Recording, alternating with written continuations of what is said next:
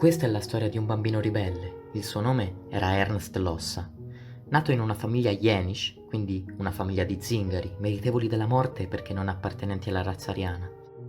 La madre morì di tubercolosi e il padre morì nel campo di concentramento di Flossenburg. Ernst, all'età di 4 anni, venne portato nell'orfanotrofio di Augusta, dove lui e le sue sorelle vennero etichettati come predisposti a turbe psichiche.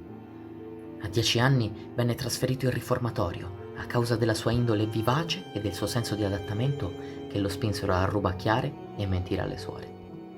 A 13 anni, dopo che fu sottoposto alla perizia del Kaiser Wilhelm Institut di antropologia, ereditarietà umana ed eugenetica, venne stabilito che le capacità di Ernst fossero nella media, che gli mancasse il senso dell'igiene e che fosse ossessionato dal rubare senza motivo qualunque cosa vedesse.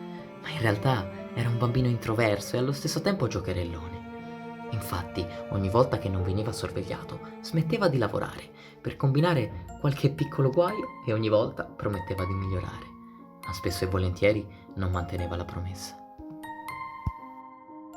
Il 20 aprile 1942 Ernst entra nel vivo del progetto di eliminazione di tutti coloro che il popolo tedesco doveva mantenere con le proprie forze.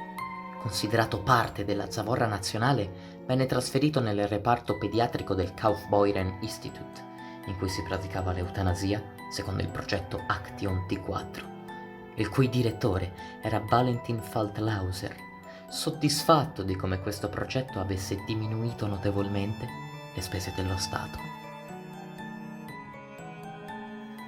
Le camere a gas e i forni crematori non venivano utilizzati nell'istituto, dove invece si praticava l'eutanasia selvaggia. In un modo o nell'altro le zavorre andavano eliminate e Faltlauser aveva trovato un metodo eccellente, la dieta E, assolutamente povera di grassi, nel senso più drammaticamente letterale. Entro 3 mesi i pazienti morivano di fame. Ernst venne sottoposto alla dieta E e trasferito inoltre alla filiale di Irsee, dove si resisteva al massimo 3 settimane, poi o si moriva di fame o di iniezione letale. Ernst riuscì a resistere 1 anno e mezzo, spinto da una voglia di vivere sensazionale. Dai rapporti della cartella clinica. È un ragazzo vivace, scaltro, pieno di piccole malvagità e cattiverie. Se si cerca di prendere il sopravvento su di lui, diventa arrogante e monello. È incline alla scontentezza ed alla ribellione. Ha bisogno di un trattamento energico, ritiene la bontà debolezza. Il tentativo intrapreso poco tempo fa di farlo lavorare fallisce. Lossa rubava tutto quello che poteva, particolarmente le chiavi. Riuscito ad entrare nella dispensa delle mele, le ha spartite con gli altri pazienti. Bugiardo, ladresco, brutale. Per la sua evidente tendenza antisociale non può più essere inserito nel gruppo di lavoro della casa.